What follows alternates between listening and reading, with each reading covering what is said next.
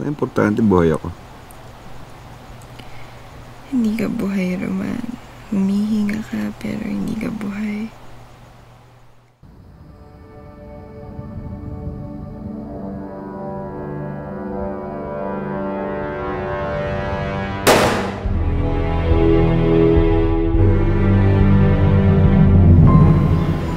Kung kinakabahan ka, sinunog mo ba yung billing ko sa'yo?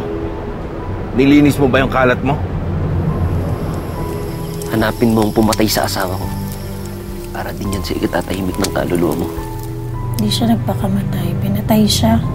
Ano sabi mo? Yung buhay ng parang patay. Yan ang asawa mo!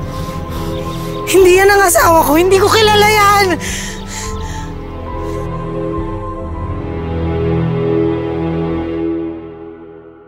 Ako si Vincent Roman. Mararating ko rin ang paraiso.